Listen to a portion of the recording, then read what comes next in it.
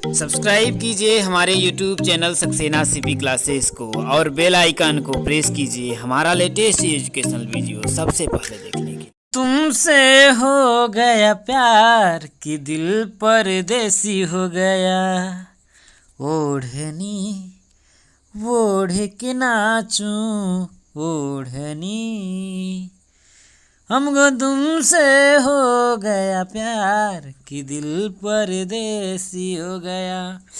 Hello friends, एक बार फिर से बहुत बहुत स्वागत है आप सभी का आपके अपनी YouTube channel Saxena CP classes में। दोस्तों आज जो है आप लोगों की वीडियो लेकर के आए हैं हिंदी की, और यकीन करिए पेपर से पहले देख करके जाइएगा, एग्जाम में समझ लीजिए कि पेट्रोल छिड़क करके पेपर को आगे लगा दीजिएगा। कहने का मतलब है कि फोड़ करके आइएगा, पूरा का पूरा क्वेश्चन करके आ जाएंगे। तो चलिए दोस्तों शुरू करते हैं। वीडियो पसंद आएगी तो वीडियो को लाइक और दोस्तों के साथ शेयर जरूर करिएगा, क्योंकि हर एक वीडियो आप लोगों के लिए दोस्तों पेपर आउट वीडियो होने वाली है। चलिए शुरू करते हैं हिंदी की, क्योंकि इससे पहले जो मैंने बाल विकास की वीडियो ली थी, अगर आप लोगों ने नहीं देखा तो उसको दोस्तों जरूर करिएगा। चलिए हम लोगों के सामने आपके पहला क्वेश्चन आप लोगों का है कि प्रकाशन वर्ष की दृष्टि से डॉक्टर हरिवंश राय बच्चन की रचनाओं का सही अनुक्रम है।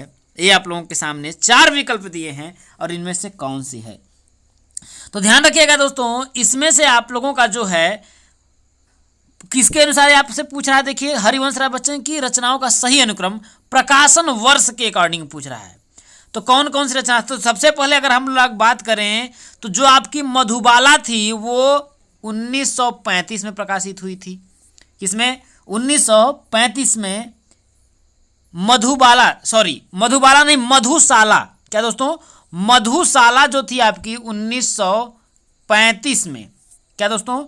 मधुशाला आपका 1935 में हुई थी, और मधुबाला जो है 1900 आप लोगों की 36 में हुई थी, और मधु कलश आप लोगों की 1937 में हुई थी, और निशा निमंत्रण जो है आप लोगों का 1938 में हुई थी। तो सबसे पहले क्या आएगा आपका, देखिए मधुशाला आएगा। तो मधुशाला कहने का मतलब ये आप लोगों का ऑप्शन नंबर जो है आप लोगों का डी हो जाएगा दोस्तों। क्या होगा? मधुबाला। ध्यान रखिएगा, मधुबाला जो थी वो 1936 में हुई थी, और मधुशाला जो है आप लोगों की, तो ये आपका ये भी नहीं होगा दोस्तों, आपका हो जाएगा देखिए ऑप्शन नंबर जो है आप लोगों का बी हो जाएगा, क्योंकि मधुशाला 35, बाला 36, मधु कलश 37, निशा निमंत्रण 38। तो ऑप्शन नंबर जो है आप लोगों का बी करेक्ट हो जाएगा। चलिए आगे बढ़ते हैं। अगला क्वेश्चन आप लोगों के सामने है कि हिंदी, इसको सुमेलित करना है कि हिंदी साहित्य सम्मेलन कब हुआ? काशी नागर प्रचारी सभा और राष्ट्र भाषा प्रचार समिति। तो हिंदी साहित्य जो सम्मेलन था दोस्तों वो आप लोगों का 1893 में हुआ था, कि 1918 में हुआ था, कि 1910 में हुआ था दोस्तों। तो हिंदी साहित्य जो सम्मेलन था सन 1910 में हुआ था आप लोगों का। देखिए ये आप लोगों का 1910 में हुआ था। काशी नागर प्रचारी सभा की स्थापना सन 1893 में हुई थी, और राष्ट्रीय प्रचार समिति मतलब वर्धा जो थी आपकी 1918 में। तो आपका क्या हो जाएगा, देखिए पहले का आप लोगों का सी हो जाएगा, दूसरे का ए हो जाएगा। तो पहले का सी, दूसरे का ए, ऑप्शन नंबर डी। क्या दोस्तों? पहले का सी, दूसरे का ए, ऑप्शन नंबर डी दोस्तों। बहुत ही बढ़िया। चलिए आगे बढ़ते हैं। अगला क्वेश्चन है आप लोगों का, देखिए तुलसीदास के रचनाकार। बहुत से लोग इसमें कर जाएंगे गलती कि तुलसीदास को ज्यादा लोग मारेंगे, तुलसीदास ने लिखा था, लेकिन नहीं रे भाई, तुलसीदास के रचनाकार सूर्यकांत त्रिपाठी निराला जी हो गए थे। कौन थे? सूर्यकांत त्रिपाठी निराला जी थे, और इनकी कई रचनाएं हैं, जैसे देखिए आपका अनामिका है, परिमल है, गीतिका है, कुकुरमुत्ता है, अरिमा है, बेला है, गीत कुंज है, सांध्य कांकली है। इनकी कई और भी रचनाएं हैं, ध्यान रखिएगा। तो तुलसीदास जो है आपका सूर्यकांत त्रिपाठी निराला जी द्वारा रचित है दोस्तों, इस बात को ध्यान रखिएगा। अगला क्वेश्चन आप लोगों के सामने है कि अन्या से अनन्या आत्मकथा किसकी है दोस्तों? तो अन्या से जो अनन्या वो आप लोगों की जो कथा है वो आप लोगों की खेतान की है। किसकी है? प्रभा खेतान की है दोस्तों। और यह जो आत्मकथा है जीवन का जो होता है अनछुआ पहलुओं उसको बहुत ही बेबाकी से साथ प्रकट करती है। और इसका प्रकाशन पूछा जाए कि अन्या से अनन्या का जो प्रकाशन है तो सन 2007 था दोस्तों। कब था? 2007 था। चलिए, बहुत बढ़िया, अच्छा लग रहा होगा तो दोस्तों वीडियो को लाइक जरूर करिएगा। अगला है कि प्रभु जी तुम चंदन हम पानी, किसका वाक्य है? तो दोस्तों यह जो वाक्य है आप लोगों का रैदास जी का है। किसका है? रैदास जी का है। और अब जानते हैं कि रैदास जो थे संत काव्यधारा के बहुत ही प्रमुख कवि थे और इनके द्वारा जो रचित है 40 पद है। कितना? 40 पद आदि गुरु ग्रंथ साहिब में संकलित है। ये जो 40 पद है वो आप लोगों का किसमें? आदि गुरु ग्रंथ साहिब में क्या है दोस्तों? आपका संकलित है। इनके बाद बहुत ही आप लोगों के रामानंद भी क्या थे? रैदास जो है आकाश धर्मा गुरु रामानंद के क्या थे?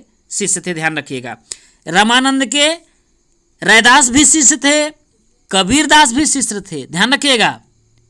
और कवित्री के बारे में अगर आपसे पूछा जाएगा तो मीराबाई आ जाएंगी। ठीक है, तो ध्यान रखिएगा दोस्तों। चलिए आगे बढ़ते हैं। अगला क्वेश्चन है आप लोगों के सामने, देखिए कि निम्नलिखित में से कौन सा शब्द तद्भव है? क्या दोस्तों? तत्सम तद्भव तो आप जो जानते ही हैं कि इसमें से देखिए तद्भव जो आप लोगों का खेत हो जाएगा, क्योंकि इसका जो तत्सम जो होता है दोस्तों क्षेत्र होता है। क्या होता है? क्षेत्र होता है। इसके बाद बकिया सब क्या है आपका है। अगला क्वेश्चन आप बढ़ते हैं अगले क्वेश्चन की ओर।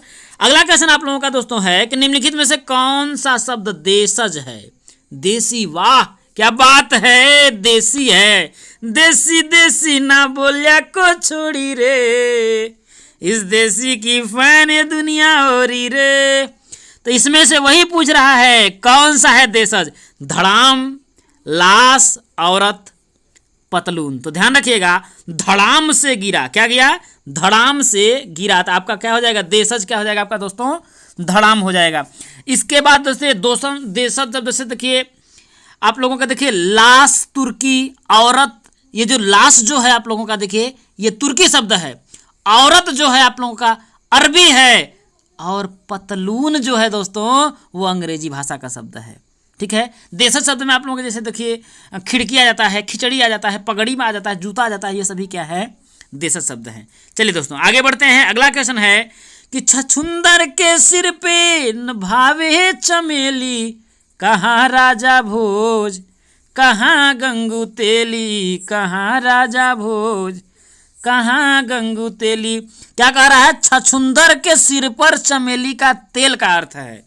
इसका मतलब ये है कि अयोग्य व्यक्ति को अच्छी चीज देना या योग्य व्यक्ति को अच्छी चीज अच्छी पाने का लालच मिथ्या है। तो ये आपका पहला ही हो जाएगा, अयोग्य व्यक्ति को अच्छी चीज देना। एक गाना है ना कि छछुंदर के सर पे न भावे चमेली, कहाँ राजा भोज, कहाँ गंगू तेली, कहाँ राजा भोज। चलिए दोस्तों अगला क्वेश्चन आप लोगों के सामने है कि ऋग्वेद का संधि विच्छेद क्या है? तो ऋग्वेद का क्या हो जाएगा? ऋग प्लस वेद बराबर ऋग्वेद आप लोगों का व्यंजन संधि का उदाहरण है। आपका हो जाएगा ऑप्शन नंबर बी। क्या हो जाएगा दोस्तों?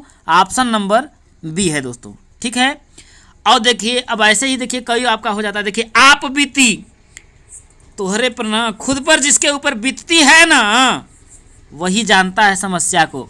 तो आप बीती तो प्रथमा कर्ता ने द्वितीय कर्म को तृतीय कर्ण के द्वारा चतुर्थी संप्रदान के लिए पंचमी आपादान से अलग होने के अर्थ में सप्तमी अधिकरण मैं पै पर, तो अधिकरण मैं पै पर। तो ध्यान रखिएगा आप बीती दोस्तों। तो यह जो है दोस्तों आप लोगों का तत्पुरुष समास है, अधिकरण तत्पुरुष बोल सकते हैं। आपका हो जाएगा देखिए तत्पुरुष समास है। ठीक है, कर्मधारा में कर्म प्रधान होता है, द्वंद्व में राम और लक्ष्मण, ठीक है, द्विगु में संख्यावाचक, और कर्मधारा में जैसे कृष्ण सर्प, काला सर्प, आप लोगों का हो जाएगा। चलिए आगे बढ़ते हैं। अगला क्वेश्चन मजा आ रहा होगा, देखिए तो एकदम बेहतरीन मजे से हम पढ़ा रहे हैं, कोनो दिक्कत नहीं होगा, जान लीजिए एकदम रस के साथ, कोनो दिक्कत ना हो। तो आप लोगों को मजा आ रहा होगा जरूर बताइएगा कमेंट करके। ऐसे ही अगर वीडियो चाहिए तो अगला है कि घोंसले में चिड़िया में है कौन सा समास है? घोंसले में चिड़िया है दोस्तों।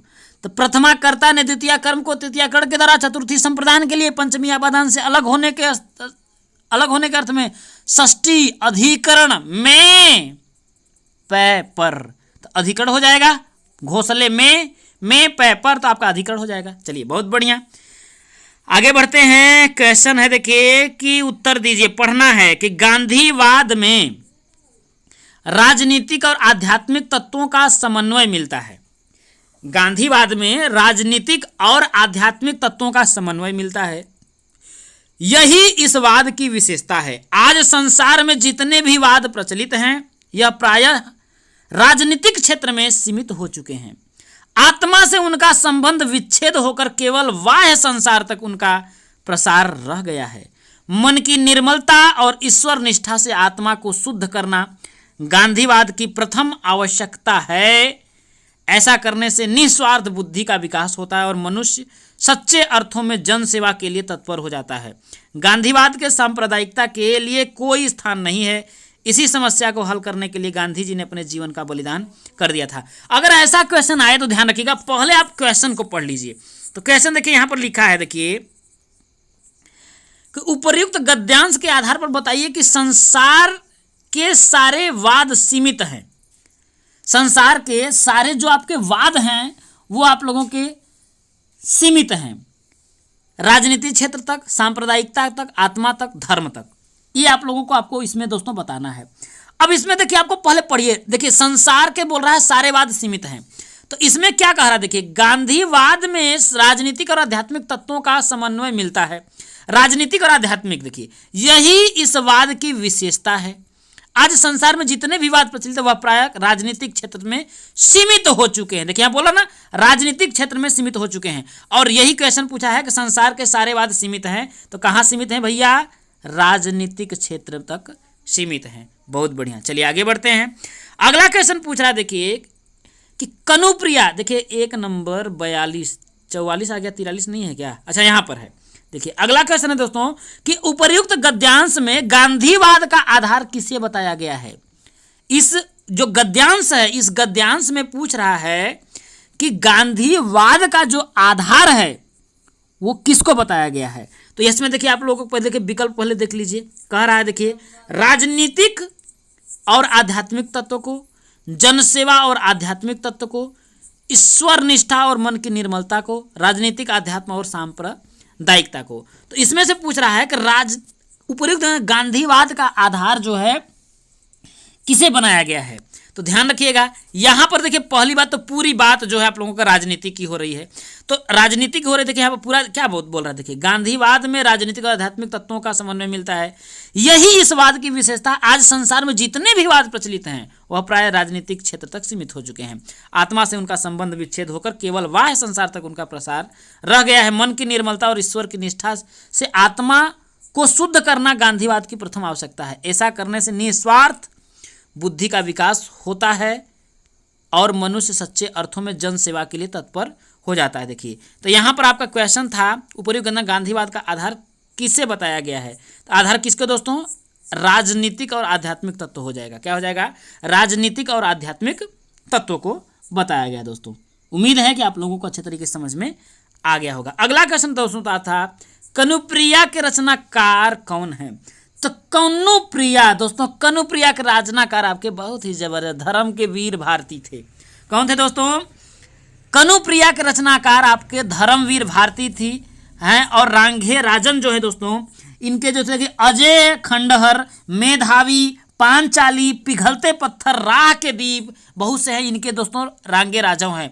और भगवती शरण शर्मा वर्मा की बात अगर करें दोस्तों तो ये मधुकर, प्रेम संगीत, मानव, एक दिन, इसके रचनाकार हैं। और नागार्जुन को तो युगधरा, सतरंगे पंखों वाली, प्यासी पथराई आंखें, भस्मांकुर, तालाब की मछलियां, खिचड़ी, विप्लव देखा हमने, ये बहुत ही इनके रचनाएं हैं। दोस्तों आगे बढ़ते हैं। अगला क्वेश्चन है दोस्तों, ये तो हम लोगों ने पढ़ कर लिया है। प्लुत स्वर कौन सा है दोस्तों। तो प्लुत स्वर आप पढ़े होंगे, देखिए ये एक होता है ह्रीश्वर, दीर्घ स्वर और प्लुत स्वर। तो आप लोग जानते हैं ह्रीश्वर जो होता है सबसे कम समय लगता है, जैसे अ, ई, उ, री, ये ह्रीश्वर होता है। और दीर्घ स्वर जैसे आ, बड़ी, बड़ा उ, ए, आए, ठीक है। और प्लुत स्वर जैसे देखिए कोई दूर होता है तब उसको बुलाते हैं, जैसे राम,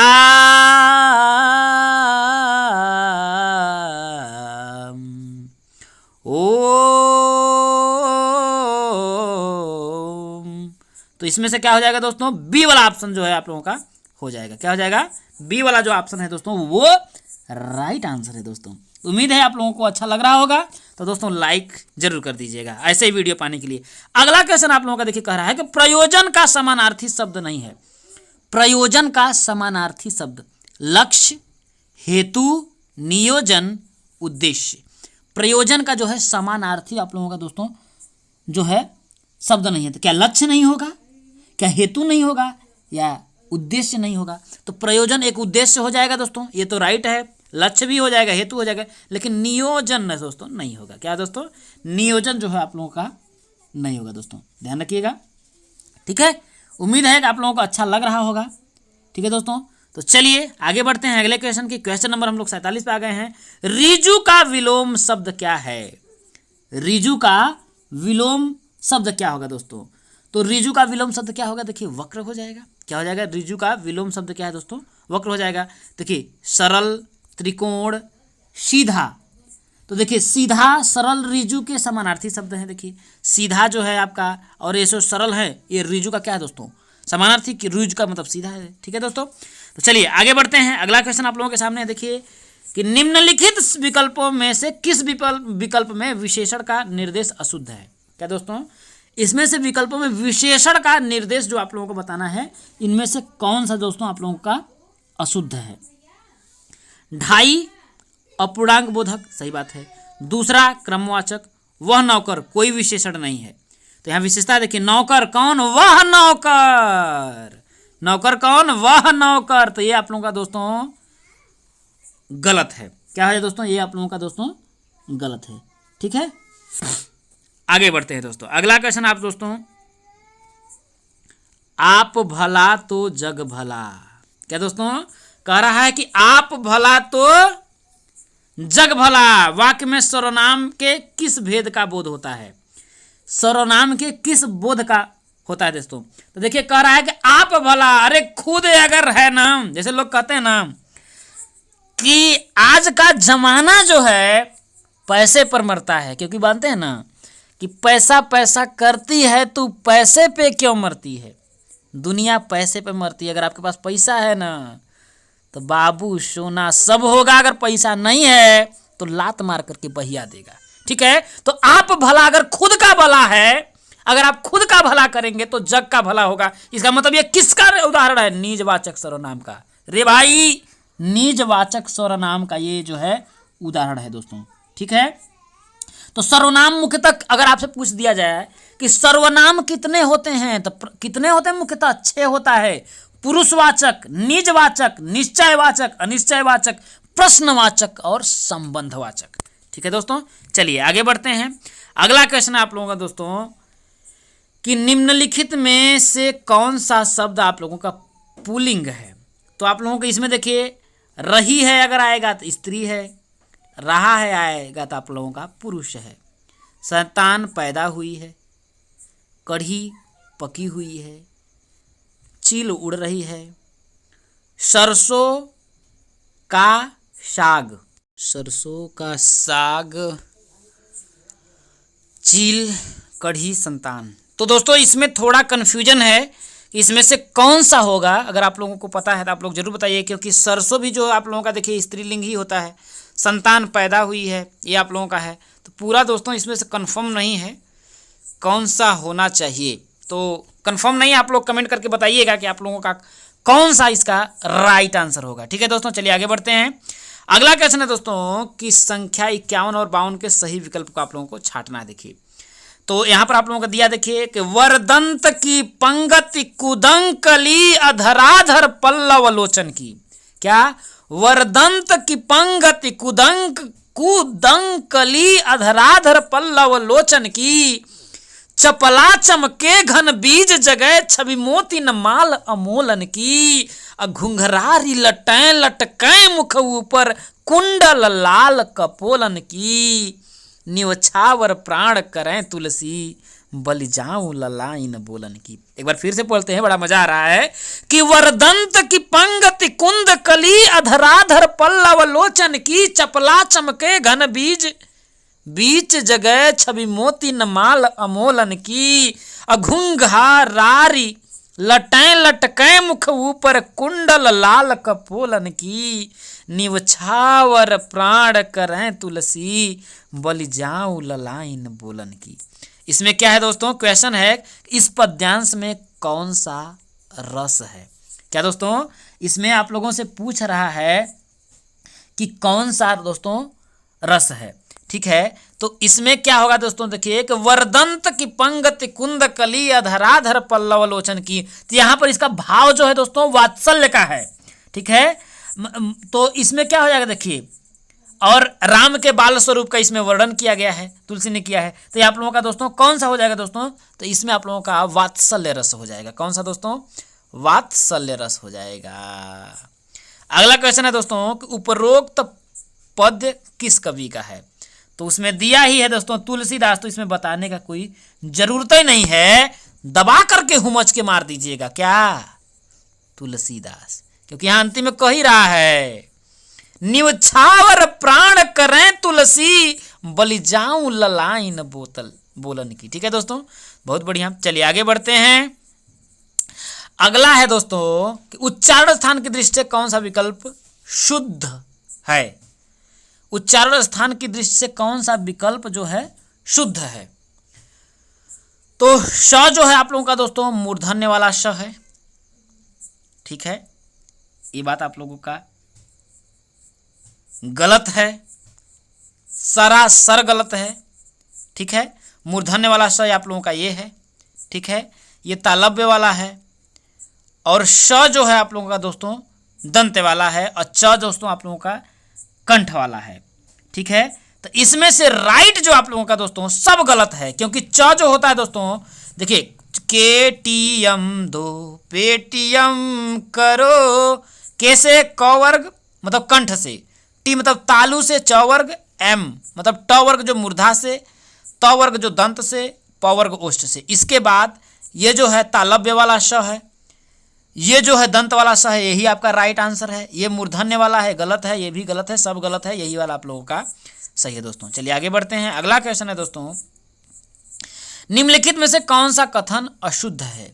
दो महाप्राण व्यंजनों का उच्चारण एक साथ हो सकता है। क्या कह रहा है कि दो महाप्राण जो व्यंजन हैं उनका जो उच्चारण है दोस्तों एक साथ हो सकता है। हिंदी में ज्ञ का उच्चारण परंपरा से भिन्न हो गया है। 6 संयुक्त व्यंजन है, विसर्ग कंठ्य वर्ण है, विसर्ग कंठ्य वर्ण है। अह अह, तो इसमें से अशुद्ध है आप लोगों का पहला ही है दोस्तों कि दो महाप्राण व्यंजनों का उच्चारण एक साथ आप नहीं कर सकते हैं। आगे बढ़ते हैं। अगला क्वेश्चन है दोस्तों कि राम आम खाता है, वाच्य का कौन सा रूप है। तो राम आम को क्या कर रहा है, खाने का काम कर रहा है, तो इसमें कह रहा है वाच्य का कौन सा रूप है, यही पूछ रहा है दोस्तों। तो इसमें राम आम को क्या कर रहा है, खा रहा है, तो इसमें से कौन सा वाच्य हो जाएगा दोस्तों, कर्ती वाच्य हो जाएगा। क्या हो जाएगा इसमें आप लोगों का कर्ती वाच्य हो जाएगा। तो ऑप्शन नंबर आपका डी हो जाएगा दोस्तों। क्या हो जाएगा दोस्तों, क्योंकि यहां पर क्या है दोस्तों, राम आम खाने की प्रधानता है कर रहा है, तो जब वाक्य में जब कर्ता की प्रधानता हो अर्थात क्रिया का लिंग वचन के अनुसार हो उसे कर्तृवाच्य करते हैं। तो क्रिया का जो लिंग है किसके अनुसार है दोस्तों, क्रिया का जो लिंग है वो वचन के अनुसार है। राम आम खाता है, तो इसमें के लिए क्या हो जाएगा, इसका कर्तृवाच्य हो जाएगा। चलिए दोस्तों आगे बढ़ते हैं। रही मन पानी राखिए, बिन पानी सब सून, पानी गए न उबरे, मोती मानुष। रहीमदास जी कहते हैं कि अपना इज्जत बचा करके रखो, रहीमन पानी राखिए, बिन पानी सब सू, क्योंकि इज्जत चली जाएगी तो सब कुछ सूना चला जाएगा। पानी गए न उबरे, मोती मानिस चुन, क्योंकि पानी जाने के बाद यहां देखिए सबका अलग अलग पानी, एक जगह इज्जत है, ठीक है, मान मर्यादा। तो यहां पर एक ही अर्थ बार बार आ रहा है पानी, लेकिन उसका हर एक अर्थ में अलग अर्थ आ रहा है, इसलिए आपका क्या हो जाएगा, श्लेष अलंकार हो जाएगा। क्या हो जाएगा दोस्तों, अलंकार ही पूछा है तो आपका क्या हो जाएगा, श्लेष अलंकार हो जाएगा। ठीक है दोस्तों, तो उम्मीद है आप लोगों को समझ में आ जाएगा, क्योंकि मोती के लिए पानी का मतलब क्या है? चमक होगा। मनुष्य के लिए पानी का मतलब सम्मान होगा। और चूने के लिए भाई जल है। तो यहां पर एक ही शब्द का अलग अलग है दोस्तों। ठीक है, चलिए बहुत बढ़िया, आगे बढ़ते हैं। अगला क्वेश्चन आप लोगों के सामने है कि निम्नलिखित में से कौन सा शब्द अशुद्ध है? अंगना, मेरे अंगने में तुम्हारा क्या काम है। चांद होगा, अंक है, आंख है। आंख है, तो इसमें से शुद्ध शब्द आपसे पूछ रहा है। क्या दोस्तों? शुद्ध शब्द। तो आपका क्या हो जाए? देखिए आंख का दोस्तों, जैसे कि आपका देखिए आंख है, तो आंख पे ये आपका चंद्र बिंदु रहता है, तब जाकर के होगा। चौ पर, चांद पर भी आप लोगों का हो जाएगा दोस्तों। तो ये अंक जो है, इसका अंक होता है, ऐसे होता है, ऐसे लिखा जाता है। इसमें शुद्ध शब्द क्या है दोस्तों? अंगना है। क्या है दोस्तों? अंगना जो है शुद्ध है दोस्तों। तो ऑप्शन नंबर कौन सा हो जाएगा दोस्तों? आपका ए हो जाएगा। चलिए आगे बढ़ते हैं। अगला क्वेश्चन आप लोगों के सामने देखिए कि निम्नलिखित में से किस शब्द की वर्तनी सही है? इसमें से कह रहा है कि वर्तनी की दृष्टि से ये तो पहले गलत हो गया, ये भी समनिधि हो गया। इसमें और इसमें से एक आपका सही है।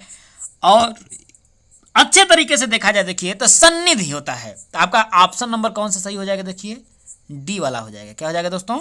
डी वाला जो दोस्तों आप लोगों का सही हो जाएगा। और आज की वीडियो का आखिरी क्वेश्चन आप लोगों के सामने है कि उपचारात्मक शिक्षण की सफलता निर्भर करती है भाषिक नियमों के ज्ञान पर, समय व अवधि पर, समस्याओं के कारणों की सही पहचान पर, उपचारात्मक शिक्षण की सामग्री पर। क्या कह रहा है? उपचारात्मक शिक्षण की सफलता किस पर निर्भर करती है दोस्तों? तो उपचारात्मक जो शिक्षण होता है वो समस्याओं के कारणों की सही पहचान पर डिपेंड करता है। किस पर दोस्तों? समस्याओं के कारणों की सही पहचान पर उपचारात्मक शिक्षण की सफलता निर्भर करती है। तो वीडियो पसंद आया होगा तो वीडियो को लाइक करके दोस्तों एक लोगों तक शेयर जरूर करिएगा, क्योंकि आने वाला 28 नवंबर की पेपर में पेट्रोल डाल करके आग लगा देनी है। नहीं नहीं नहीं, पेट्रोल से नहीं, ऐसे ही लगाएंगे, यकीनन पेपर के क्वेश्चन को फाड़ के आएंगे। चलिए आज की वीडियो में इतना ही, मिलेंगे अगले वीडियो में। तब तक के लिए दोस्तों जय हिंद। टेलीग्राम चैनल को नहीं ज्वाइन किया है, डिस्क्रिप्शन में आप लोगों को लिंक मिल जाएगा, उसे जरूर ज्वाइन कर लीजिएगा, जिससे कि अगर मैं कोई भी वीडियो अपलोड करता हूं तो वहां पर दोस्तों शेयर जरूर करता हूं। और एक और चैनल है आपके भाई का, नीचे सीपी क्लासेस सोनभद्र के नाम से होगा, सब्सक्राइब अगर आप लोगों को अच्छा लगेगा तो कर दोस्तों जरूर लीजिएगा। जय हिंद दोस्तों।